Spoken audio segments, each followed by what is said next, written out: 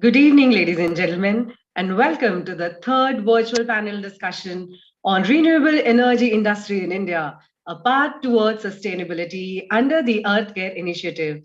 My name is Sneha V. Singh, and I'll be your host for the day. Earthcare Awards is a joint initiative of JSW and the Times of India. It recognizes excellence in climate change, mitigation, and adaptation. The awards is in its 10th edition this year and is currently inviting entries across all categories. During the next 90 minutes, we will have many dignitaries joining us who will share their insights. Well, I would like to now invite Mr. Prashant Jain to briefly talk about Earthcare Awards. Mr. Jain is the Joint Managing Director and CEO, JSW Energy. Mr. Jain is a mechanical engineer with more than 28 years of rich experience in operations, project execution and management, corporate strategy, joint ventures, mergers and acquisitions, corporate affairs, information technology, investor relations, and policy advocacy. Over to you, Mr. Jain. Thank you, Sneha. Good evening, everybody. JSW is proud to present 10th edition of the JSW Times of India Earthcare Awards this year. Since its inception in 2008, there have been 70 awardees till date. This award recognizes various and verifies and promotes initiatives and interventions on the greenhouse gas emission reductions, natural resources management, energy efficiency improvement, development and promotion of innovative eco-friendly alternatives across the sectors. This award will be given in following categories. Number 1, community-based climate action. Second, enablers for urban-centered climate change management. Third, innovation in climate protection. Fourth, business leadership in climate action. Lastly, women-led climate action initiatives. And this year, I am proud to announce that we have added one new category, enterprises in the renewable energy space. This category aims to further encourage the renewable energy players who strive hard to bring a sea of change in India's renewable energy market with groundbreaking innovations and initiatives. We at JSW Group believe in efficient use of all the available resources and have formulated a vision for greenhouse gas emission reduction across all our businesses. JSW Energy has set up a goal for playing a meaningful role in renewable energy generation, green hydrogen and green ammonia production, and industrial revolution by e-fuels and e-chemical derivatives. By contributing towards a more balanced and sustainable world, we aim to play a meaningful role in meeting the country's growing future demand for energy, in meeting government's target for adding 450 gigawatt of renewable generation capacity by 2030, and in enabling India to outperform its Paris pledges. With these promising applicants this year, we look forward to discovering, rewarding, supporting innovations and applications that will keep us and our nation on the path of sustainability. Thank you.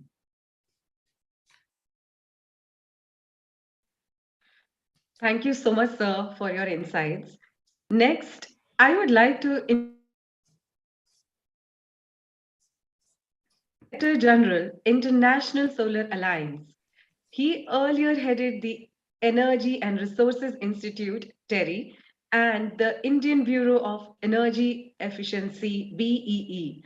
He was a leading climate change negotiator and was the Indian spokesperson at the Paris climate negotiations.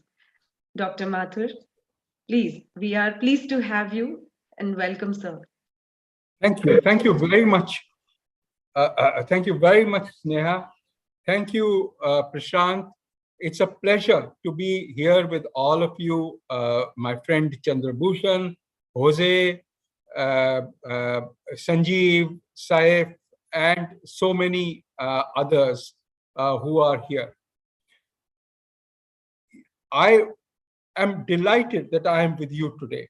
The Earth Care Awards represent a recognition of what people are able to do when they put their hearts and souls together towards the idea of living in a better world. One of the things that we have all realized in the past few years is that we live in an era where the climate is changing, and in order to live in a sustainable world, we need to change the way in which we get electricity. And therefore, a major transition in the energy sector is one of the key changes that we are seeing in our lifetimes. I would say that I consider myself extremely lucky to be living in these times of change, to be living through a transition which we otherwise only read of in textbooks. It obviously means change at a global level. It means change at a national level. It also means change at a personal level. How I secure my energy, how I go about paying for it, what are the, do I only pay for the electricity services? Do I also pay for these solar panels? Will somebody else do it for me? All of these are issues that we are looking at right now.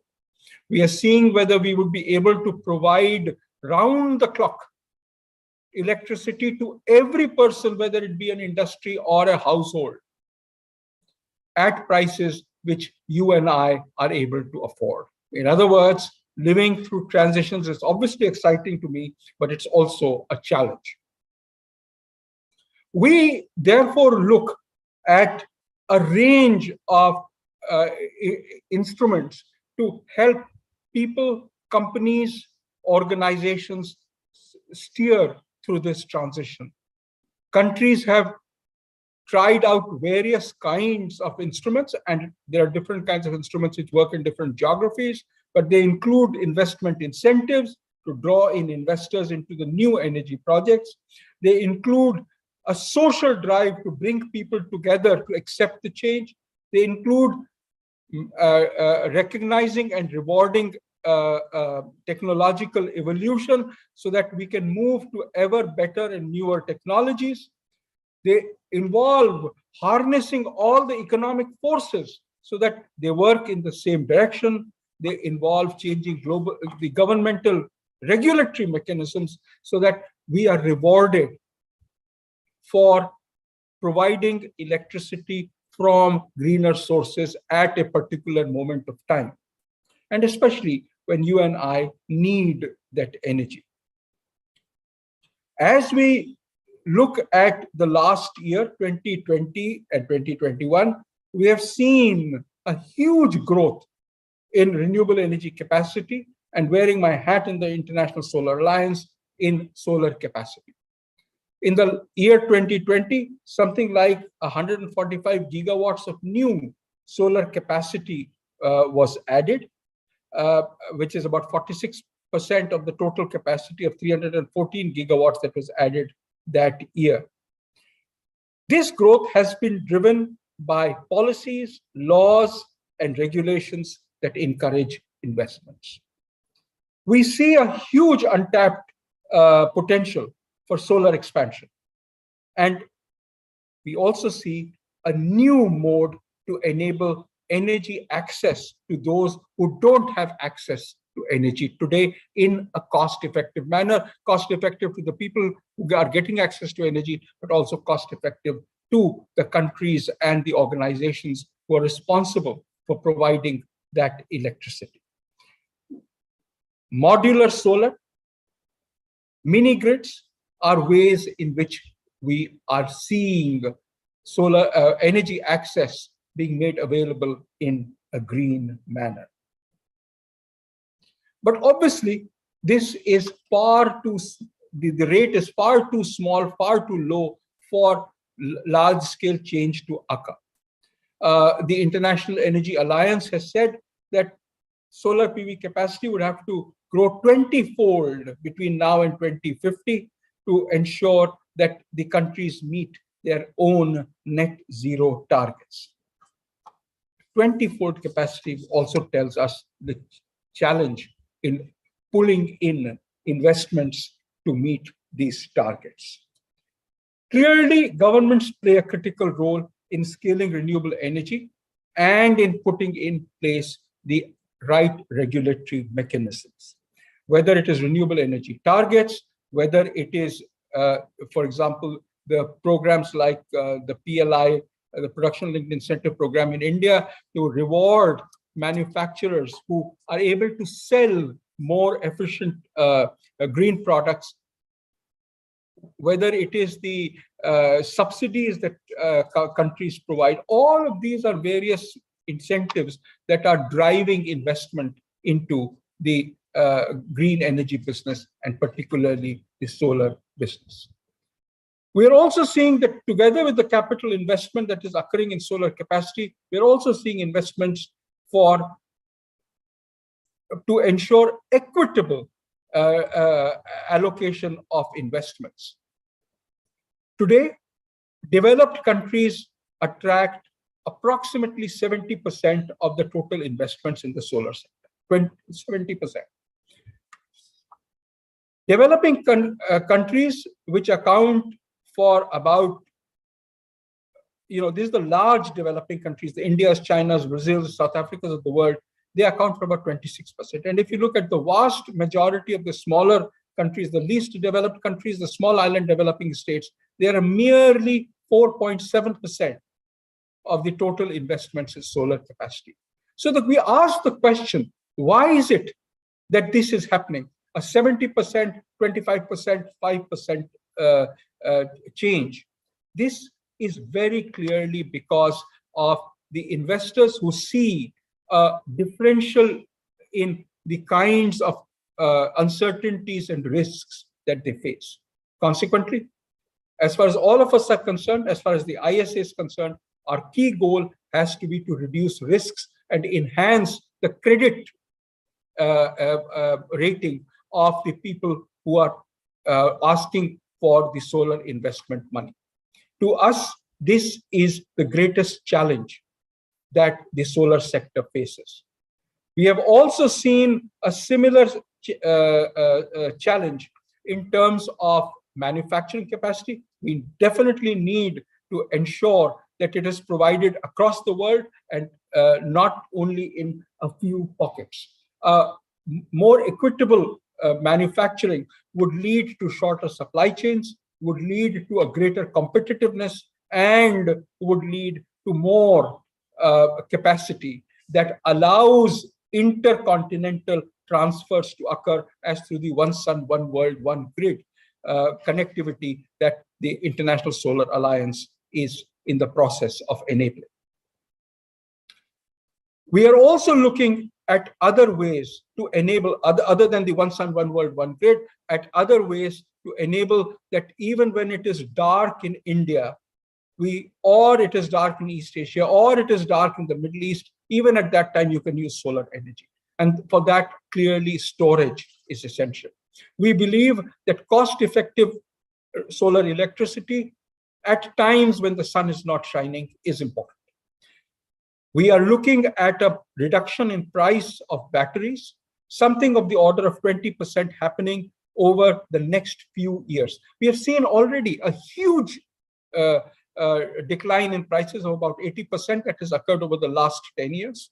And if we can see a 20% more reduction in the years 2022, 2023, 2024, cumulatively, we would be at a stage where we would be able to get renewable electricity at night in a cost-effective manner.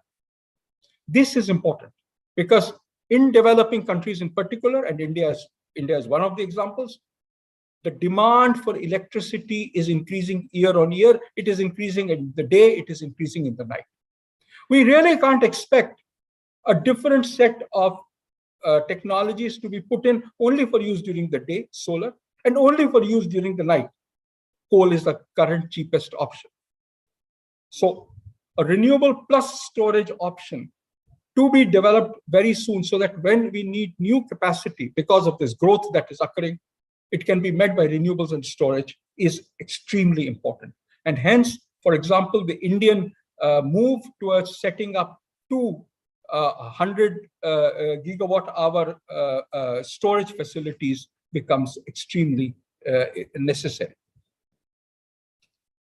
At the International Solar Alliance, we therefore believe that it is important to first enable a huge amount of investment to come into these areas. We are looking at mobilizing $1,000 billion by 2030. This is not to say the Solar Alliance will get the money, it's the solar sector which will get the money. But we are looking at this going to the 1,000 million people who are at the bottom of the pyramid, who do not have access to electricity or have limited access to electricity. And therefore, it is important that the kinds of risk mitigation instruments that I talked about are put in place. And finally, it is important to us that this reduces the carbon emissions.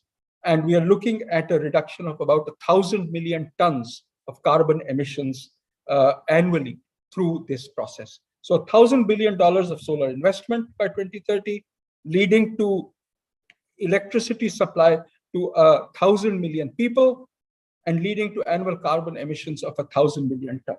It is these 3,000s that the International Solar Alliance seeks to achieve with the help of all of you, so that we can work together to make our planet sustainable and yet provide electricity to those who don't have it today. Thank you very, very much. Wow, thanks to you, sir, for all your insights. It was really, I think, enlightening for all of us. And now, may I take this opportunity to invite Mr.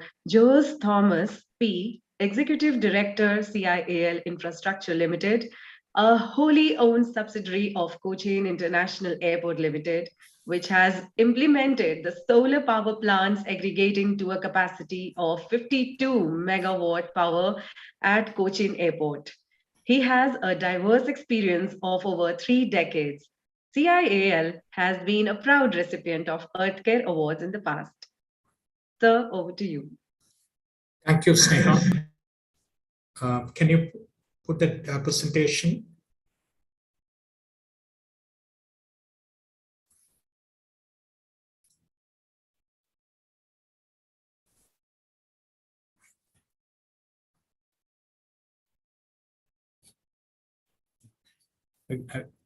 Good evening, ladies and gentlemen, and greetings from Cochin International Airport.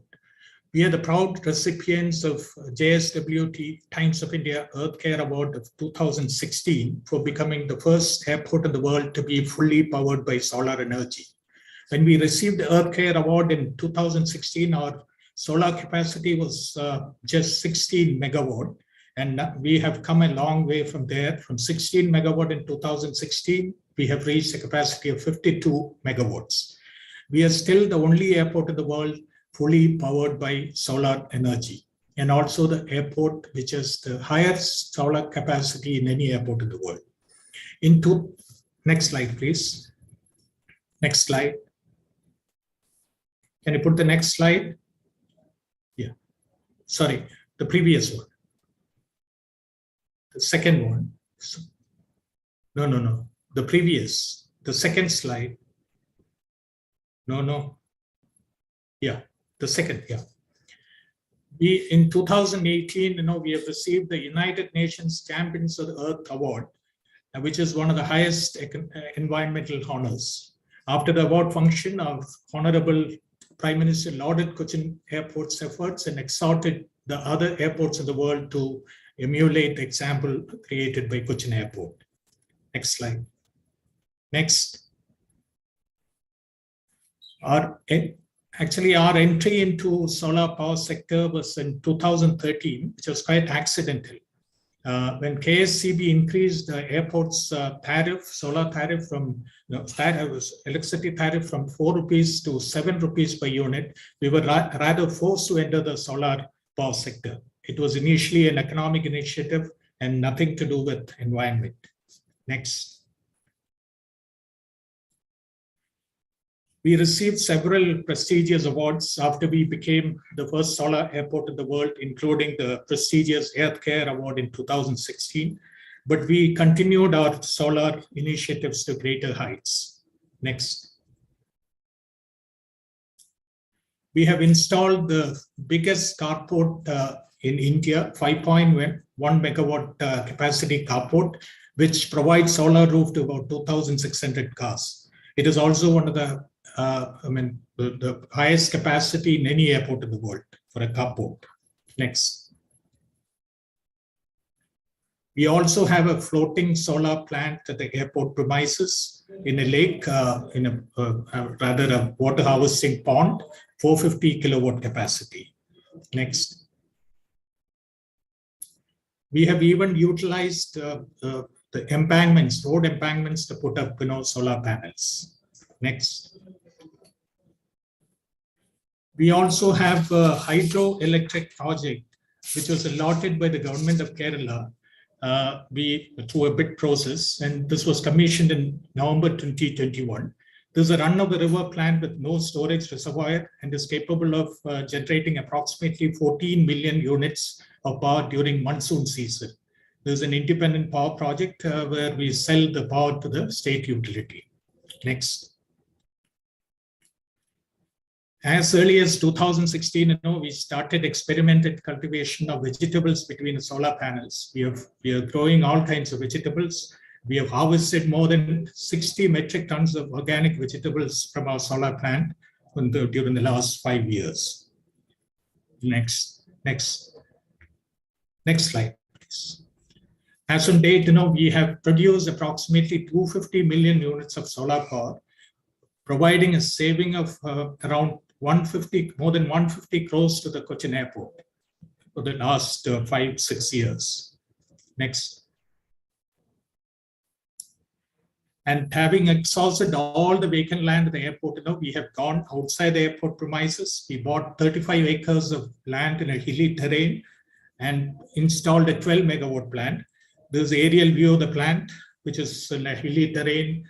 The panels have been installed along the slope of the terrain without disturbing the slope. And I'm extremely happy to inform you that this plant is getting inaugurated day after tomorrow by the Honorable Chief Minister. So I would also like to take this opportunity to invite each one of you to visit this plant. This is in Payyanur in Kannur district, in a 34-acre land.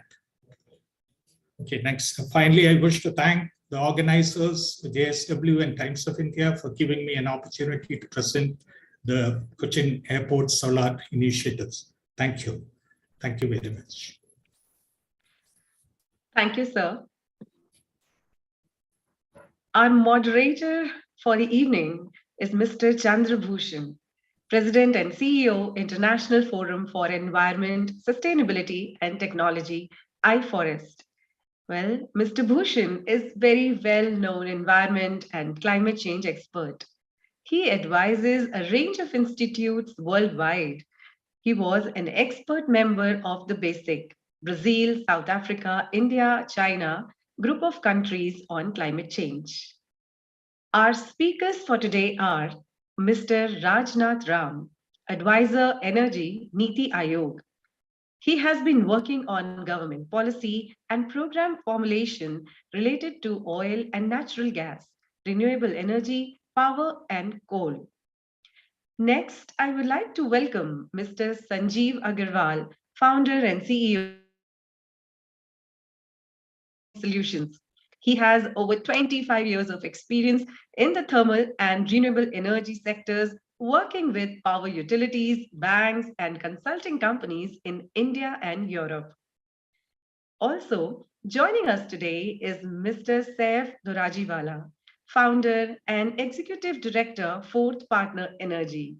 Over the past 10 years, Saif has built the fourth partner into India's largest solar energy company, catering to the commercial and industrial sectors.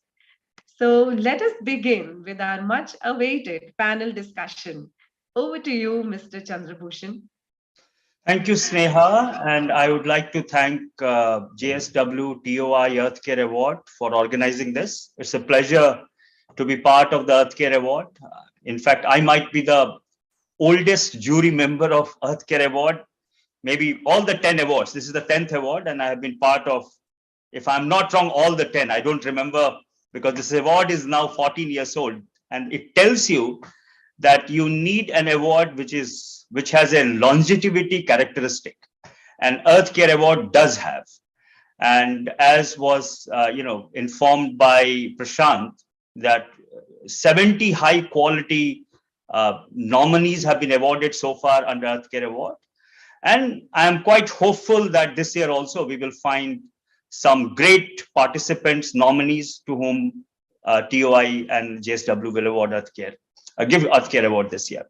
Now, the panel discussion is on renewable energy sector. Let me start by saying that I think where we are in this country right now, and Ajay rightly pointed out, this is the beginning of the journey on renewable energy.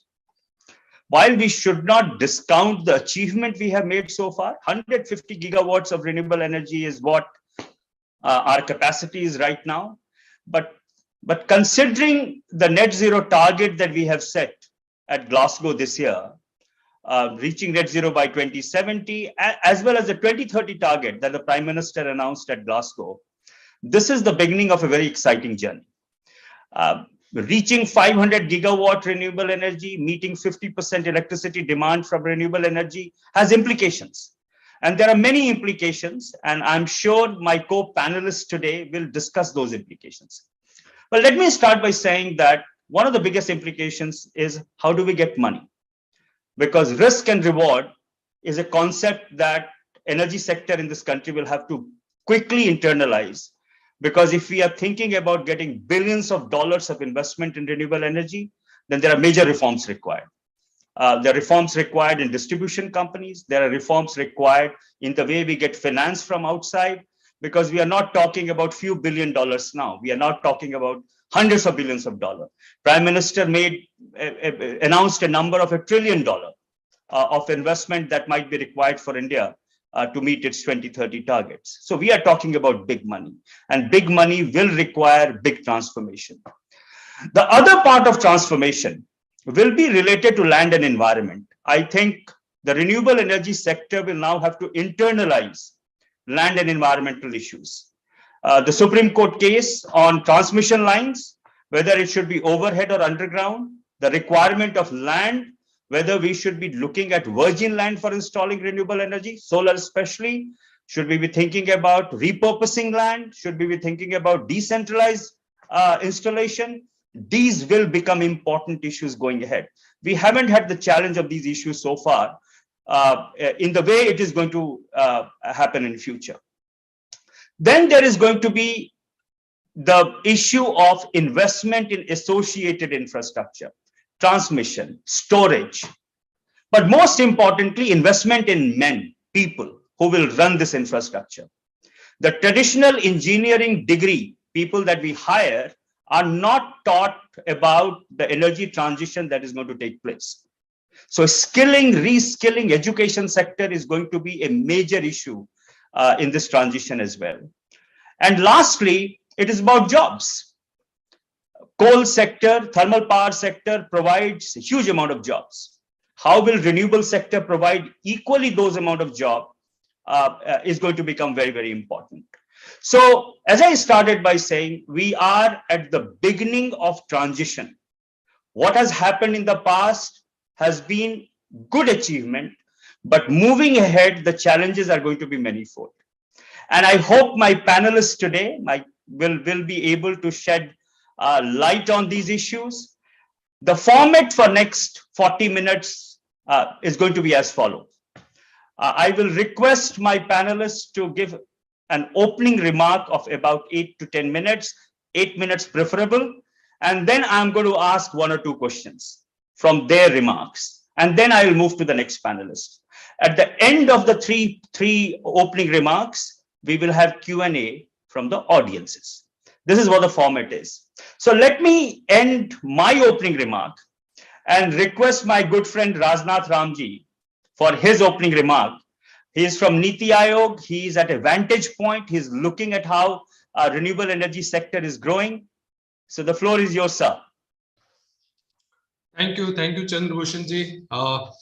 Let me first congratulate JSW and Times of India for having this 10th edition of Earthcare Awards.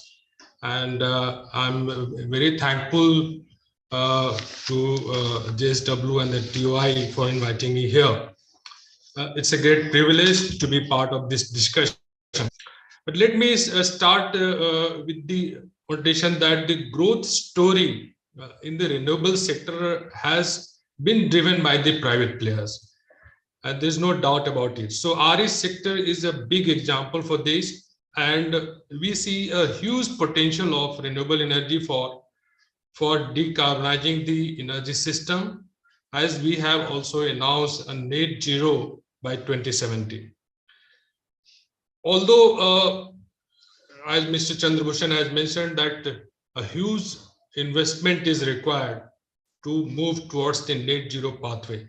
And some preliminary estimates shows that India alone needs average annual capital investment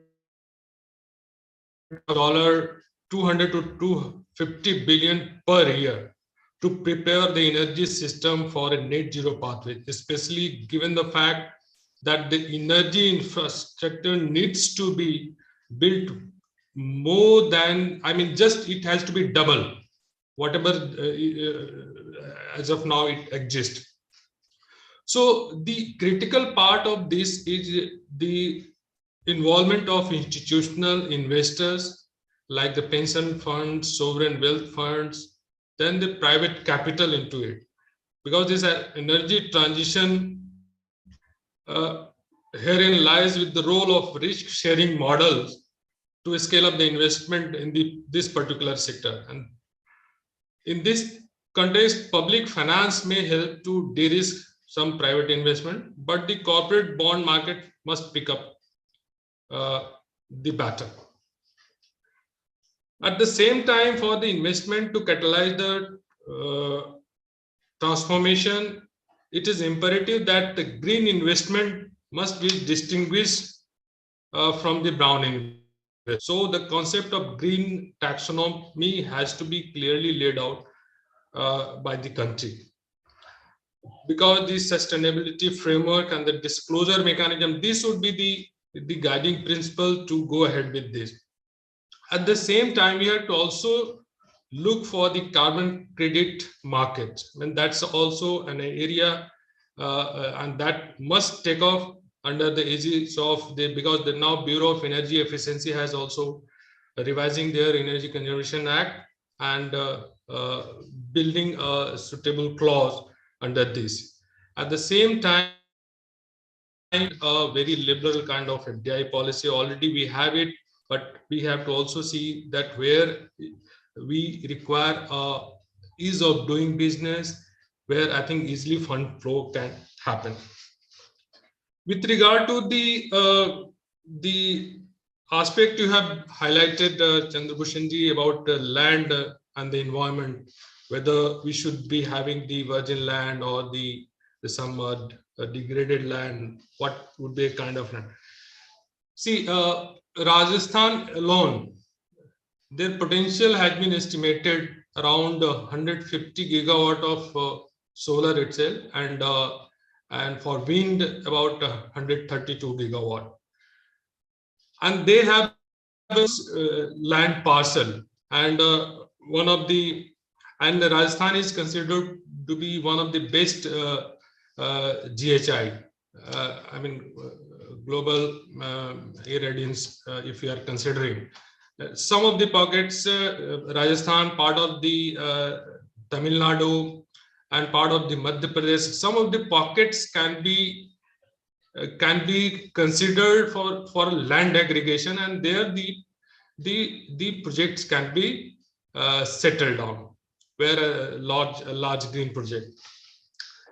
As government has already announced the waiver of interstate transmission charges, maybe at the DISCOM level, if we are able to convince distribution company, if they can waive certain component for the distribution charges, so whatever the generation cost is there at the different parts of the state, at the same cost, you are able to get that renewable energy.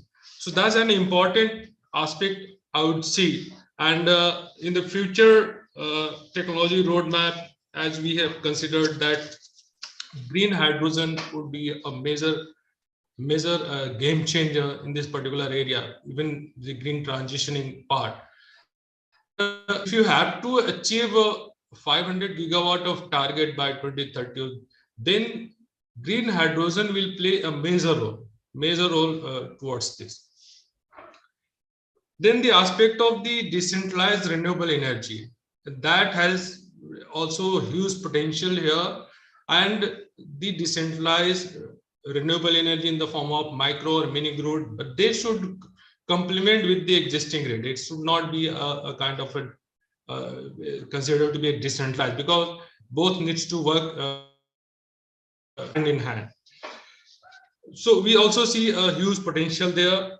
And then, of course, you mentioned about the skilling of the jobs and the job creation.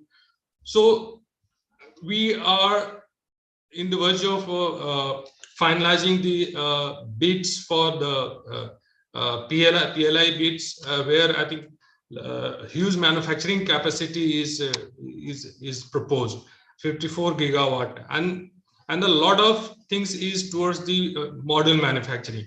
If you compare the solar cell versus the module manufacturing, the module manufacturing represent a high share of the jobs compared to the solar cell manufacturing.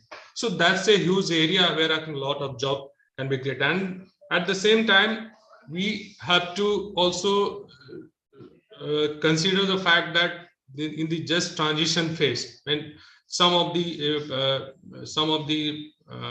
coal related activities also phased down, and there we need some kind of reskilling and repurposing of the land and all those things.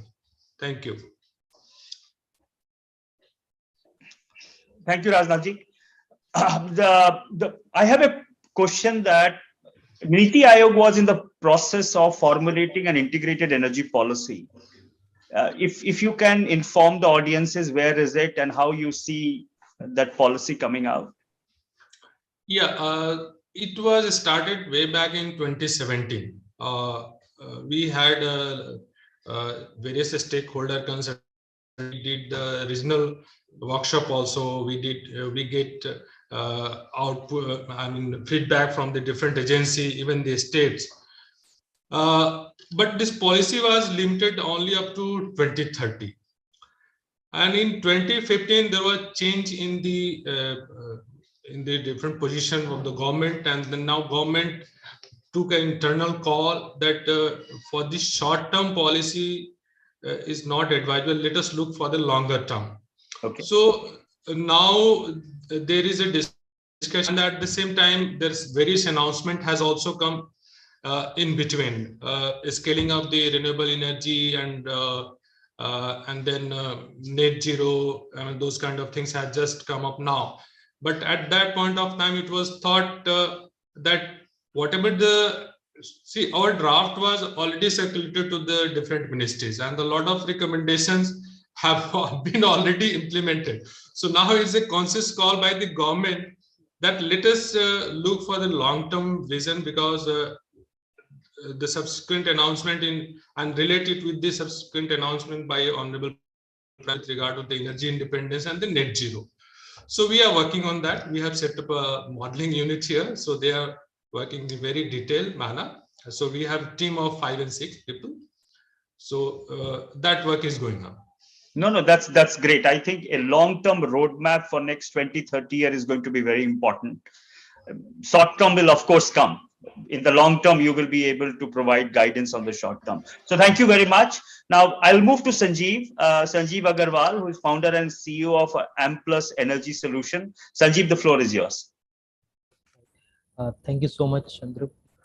So basically, I think it's a great opportunity to be on this panel, and I must acknowledge that 10 years before when these awards were started, I don't think we had renewable energy to this extent as the mainstream thing. I used to work more on the coal plants at that time, so it has been a complete transition in terms of how the economy has moved and how we are looking at the energy now, and this is like a I think now absolutely mainstream when we look at the energy and the sustainability.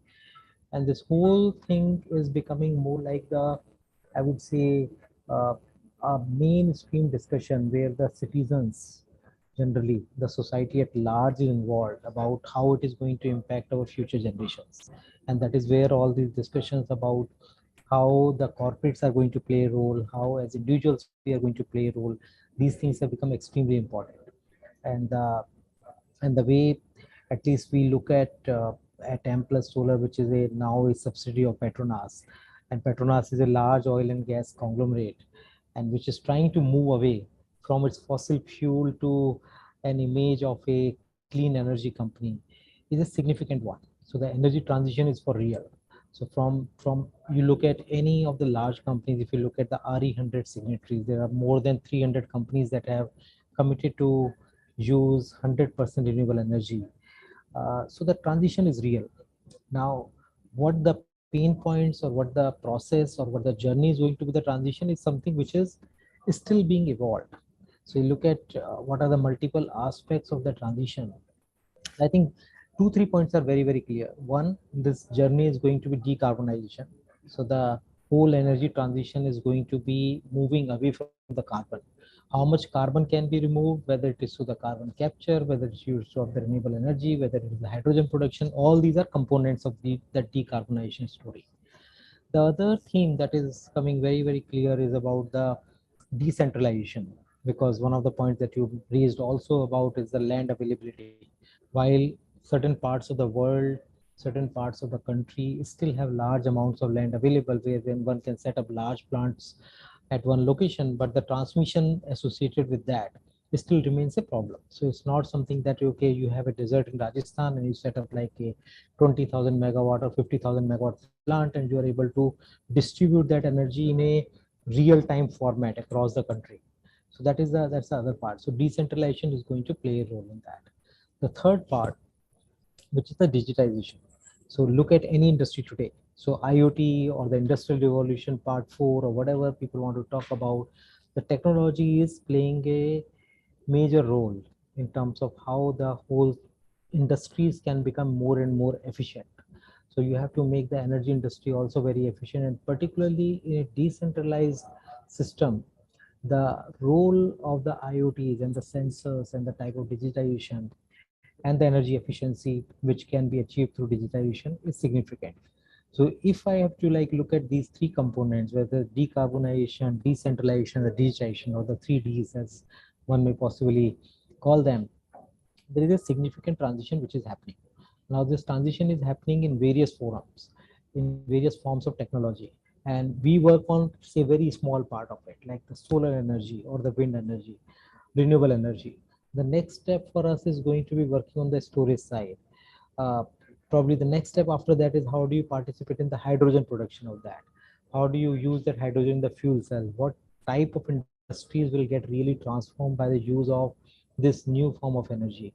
So there are various formats of energy in which it will be utilized. But the overall theme still remains about how do you make the world more sustainable? How do you keep it much more probably livable for the future generations? And it's great that at least there is a complete focus, whether it is from the government side, whether it is from various corporate side, that they all want to participate in that.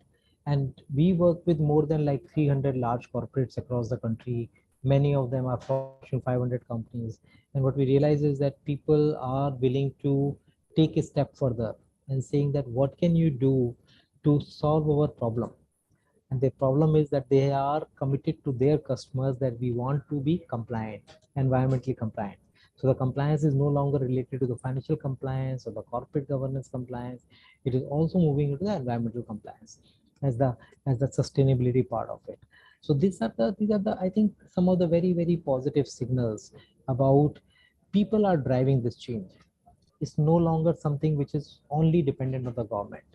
Government are becoming more compliant in the process, and actually government should be becoming more probably facilitator of this whole process, that the movement that have been started by people should not be stopped anywhere, and whatever the governments can do should be doing on that. And it's at least in the context of India, I can say that our government, our prime minister, all are very committed to at least put the policy in place. Of course, we are all aware the challenges which are on the ground, whether it is in terms of our electricity distribution companies or the probably the legacy coal plants, which some of them may become stranded over a period of time. Some of them may not be operate very efficiently, but these are going to be the challenges which are part of any transition, and therefore we have to be really looking to find out some of those solutions as we move forward. But as far as we can see that this energy transition will be an important change for people going forward.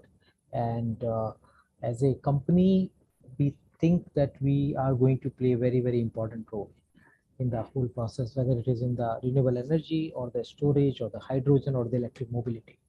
So we look forward to continuing to work with all the stakeholders and to share our views about this particular business, this particular aspect. But it's important to have these discussions. Thank you so much. Thank you, Sanjeev. Sanjeev, can you point out, you are in the business of installing solar and wind projects.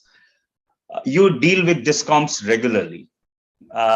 Can you list down 2 or 3 most important reforms that private sector sees that needs to be done very quickly in the distribution company? 2 or 3. I know the list is long, but let's stick to 2 big reforms that you'd like to see soon.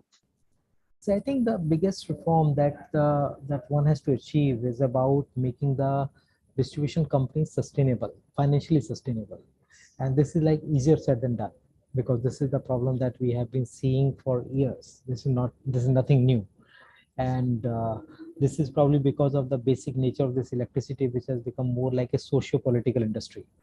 It's not the way a commodity should be seen. Is unfortunately not the way it is to be seen. It has to be seen something where people are willing to pay a price for what you're consuming. However, it is being seen as something which is considered as a political tool at times, which is considered as a social necessity of governments to interfere there. So if you can allow the distribution companies to become commercial entities, that will solve the problem. I think there is only one solution, and then you have to if I'm financially sustainable, if I'm financially independent, then I really don't mind if people want to play and compete in my area. But if I am losing money on every unit of electricity I sell, and on the other hand you say, no, you promote the private competition in my area and take away some of my better paying customers, that's a problem for me as a distribution company. So I don't think distribution companies are completely at a fault. It's probably the way this whole industry is structured, and I don't think I have an easy answer or easy ask from the government. No, it's not an easy answer, but it's also not an easy answer because in some way energy is a social commodity. Okay, absolutely. It is right at the intersection of it. It is not completely a private commodity because it has social value, like water has, and therefore the socio-political and political economy aspects becomes very important. Absolutely. Okay, so now my next panelist is Saf. Saf is founder and executive director of Fourth Partner Energy. Saf, the floor is yours. Thank you, Chandra Bhushan, and let me start with congratulating JSW and Times of India. 10 years, I mean, it is really visionary to start this award 10 years back, when some of us, it was like Sanjeev mentioned, renewable energy was very exotic at that point in time and pretty much mainstream now. I think I would just sort of like to add on what Dr. Mathur and the other panelists have said, and you also touched upon it, Chandra Bhushan, is that we are at the tip of the iceberg right now. It's the journey has still begun, and there are a couple of very exciting things happening right in the sector. The first and foremost is the entire electrification of energy, right? So we are looking at electrification of mobility, we are looking at electrification of heating, electrification of industrial processes, and then followed by the greening of the grid. So here we have a historic opportunity where we are able to, driven largely by technology and innovation in the segment, move away completely from carbon. This has been talked about for decades now in terms of climate change and greenhouse gases.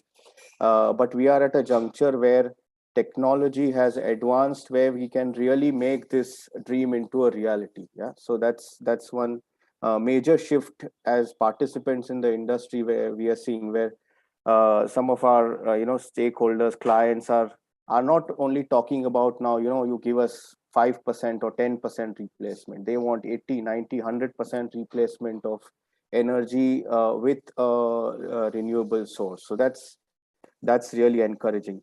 As far as capital in the sector is concerned, personally, I'm a firm believer that if the rewards are right, the risk reward ratio is right, there is no dearth of capital.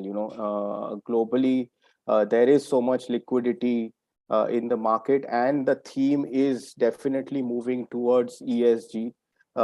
It's only that we need to demonstrate and fulfill our promises of returns to the investors, because end of the day, we as humans are economic animals. We look at risk reward ratio, and I think there uh, everything which has been talked about by the earlier panelists, we need an integrated energy policy where we're not looking at these things in silos.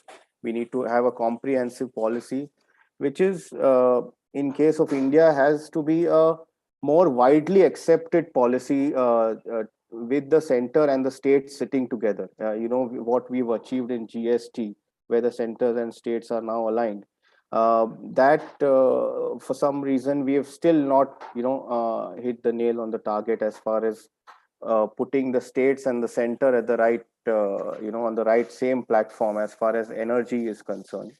And I feel that the government needs to first of all, I should not sound critical. We've seen compared to some of the international markets, India is far ahead in terms of electricity regulations and some of the markets in the neighborhood.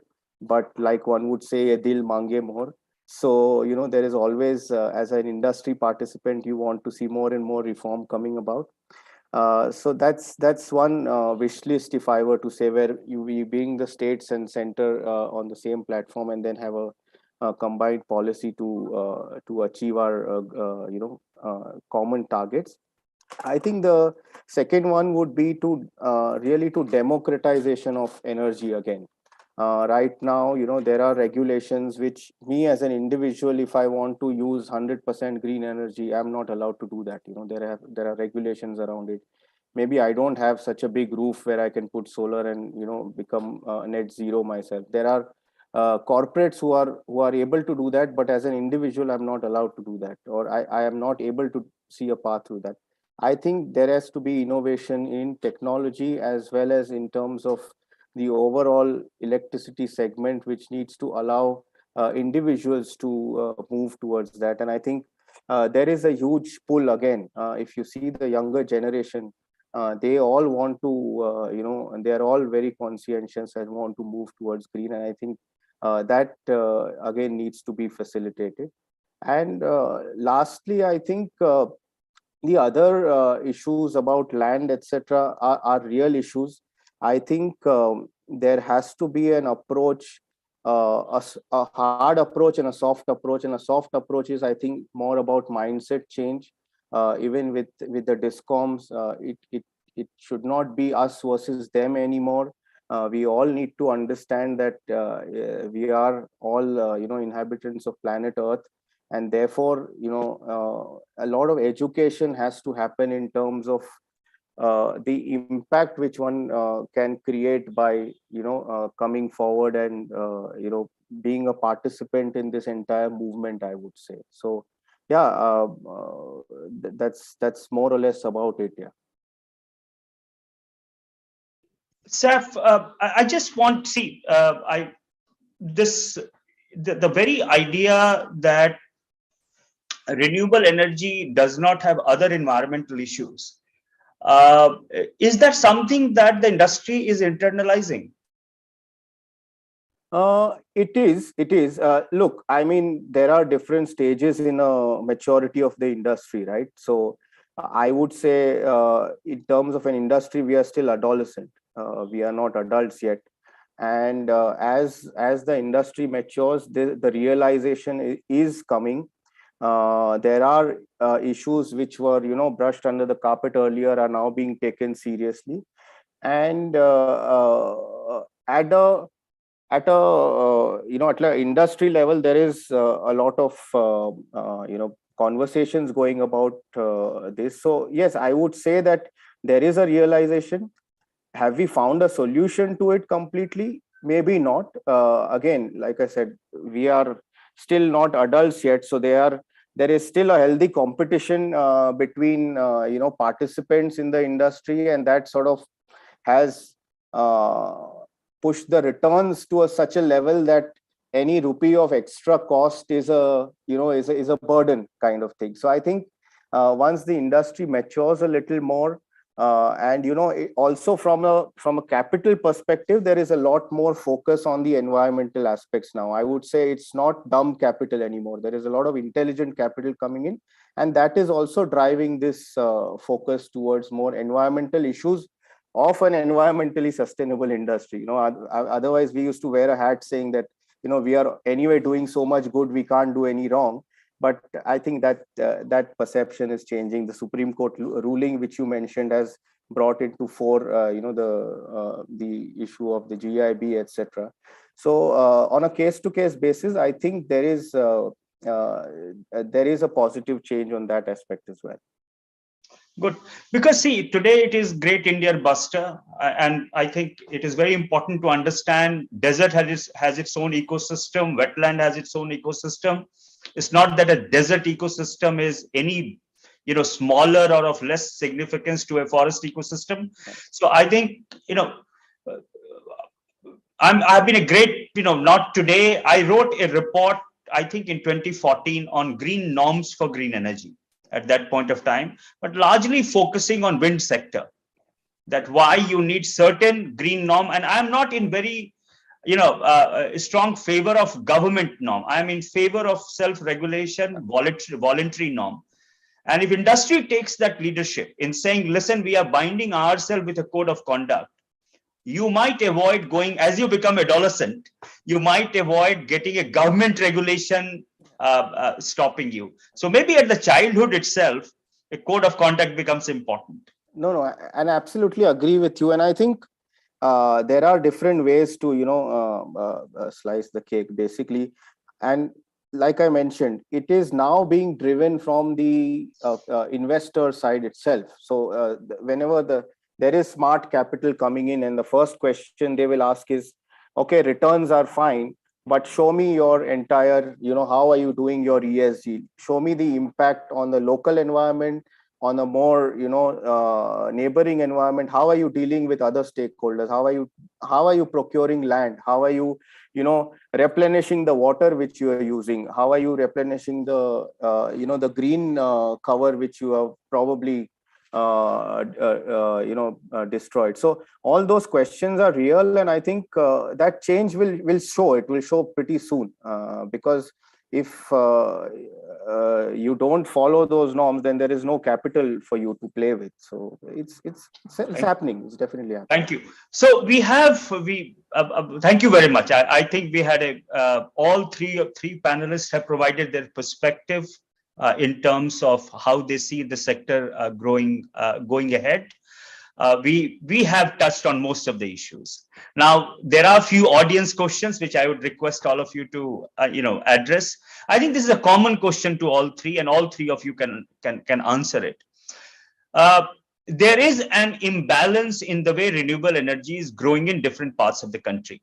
It is getting dominated in Western and Southern India, whereas Northern, Central, and Eastern India, the growth is not there. So there is a question, how do you get renewable energy to a place like Sikkim, okay, where the interest of investor is not there because maybe the DNI is not very high, maybe the cost is high, but India will require some sort of balance in renewable energy development across the country. So all three of you are most welcome to answer it.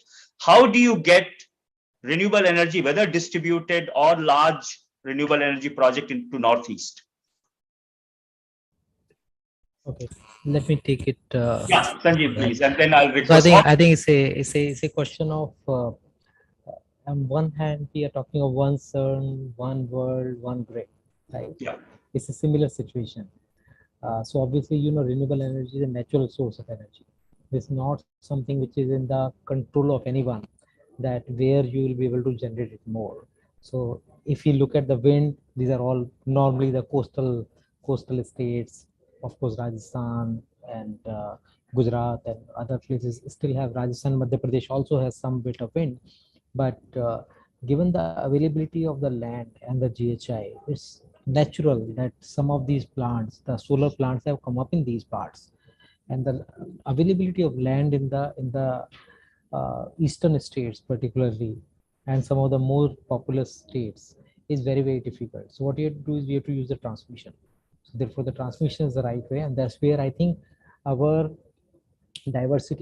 geographical diversity of the country comes literally handy, because we have like one national grid, and therefore power can be transmitted from one place to another.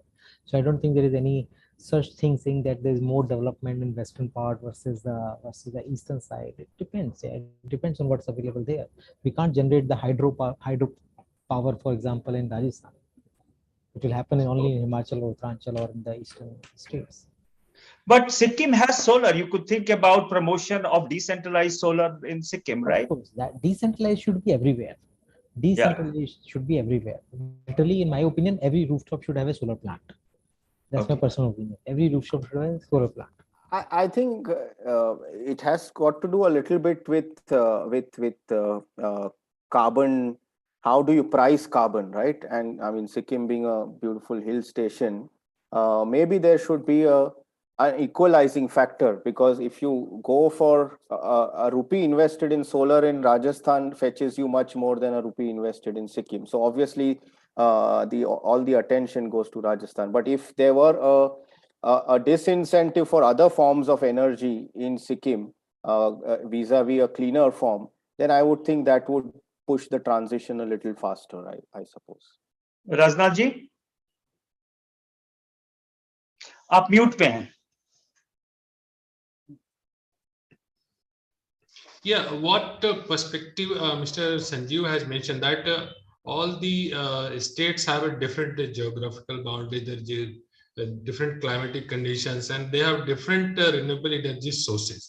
Right. So that's one aspect, and they have to actually the state has to themselves identify which are the sources where they can prosper and they can do better. Like Northeast, even in the small hydro can be a better potential compared to any other kind of resources. So that's the one aspect. And the second point touched upon Mr. Saif, that we have to have a carbon market here.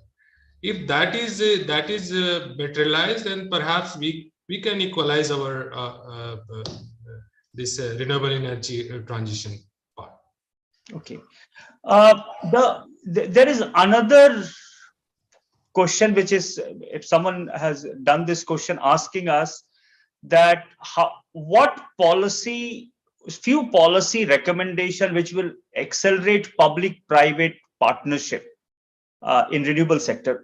Basically, the example the person is giving is, how do we get decentralized renewable energy in government facilities? from schools to hospitals and other places. So all three of you, please go ahead with your recommendation. How do we get better public-private partnership on public infrastructure?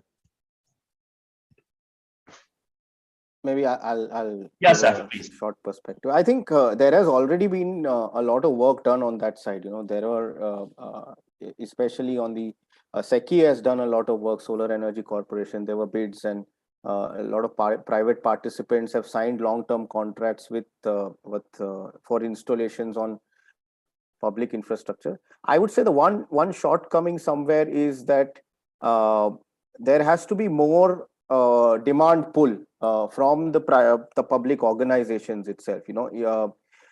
Somewhere there are organizations who are extremely savvy and energetic, who are lapping it up, and then there are organizations which it falls through the cracks sometimes. So I think there has to be a lot more demand creation and maybe incentives given to public organizations to take up more initiatives on the renewable side. Anyone else? I think one of the things that people can do is, like, particularly on these public places, a lot of these public places sometimes do not have energy consumption of their own. For example, you look at the schools and colleges, probably 2-3 months in a year, they're not operating because it's like this is simply the holiday. So how do you really use each of these roofs to generate more and to avoid land and to avoid the transmission line is to allow a trading, or like a literally like a some sort of like, okay, I'm an industry. Can I use the roof of someone else to generate electricity and bring it to my industry? Can that be allowed? So some of these like digitally people will call it like a blockchain type of a technology and say, okay, I'm actually doing that type of thing, but it's a simple banking type of philosophy that I am actually generating on the roof of a warehouse, maybe Food Corporation of India. Huge warehouses, you're not using them, there's no electricity consumption. Can we set up the rooftop plants there and use it in some of the industry, colleges, schools? So a lot of these buildings are available. Okay, Rajnaji. So already I think there's a policy in place where I think commercial and the institution, they can set up the solar power plant, solar rooftop system, I think. But what the really problem is about with the residential sector, where I think the task has been given to the DISCOM to come as an aggregator, and also at the same time we are not providing any kind of incentive for the storage. I mean, that's another. And then the compensation for the even you are installing the net metering, but you are not compensating the customers. So I mean, those are some of the policy lacuna where we need to stage and set the things right. Thank you very much. We are now, we are at 5:10. The time is over, and we had a fascinating discussion. Thank you. Thanks to all my panelists, co-panelists on this panel discussion. Thank you, JSW TOI Earthcare Award. Thank you very much. Sneha, the floor is yours. Thank you, Mr. Chandra Bhushan. It was indeed a very interesting and engaging, discussion. And thank you all for this interesting discussion once again. We have a small video before we leave by Mr. Sonam Vanchuk, who is an engineer, innovator, and education reformist. And can we have the video, please?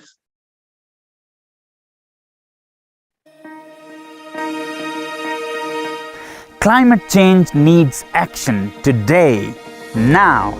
Efforts like the Earthcare Awards, which is a joint initiative of JSW and the Times Group, are the need of the hour. The award recognizes innovative, transformative solutions that address both climate change and wider environmental challenges and eventually bring them to the center stage. This is a great opportunity for anyone working on climate change in India and the SAARC countries. The 10th edition introduces a new category dedicated to recognize exemplary work in the renewable energy space. They hope to encourage focused participation from companies in renewable energy generation space. Let us all come forward and contribute to make this planet a better place to live.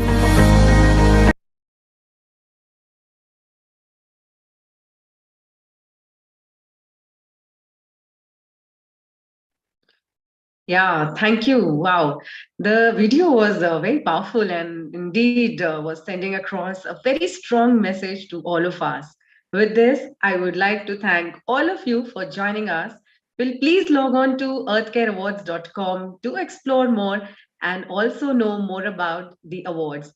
Don't forget to submit your entries too. Well, have a pleasant evening. Goodbye. Thank you.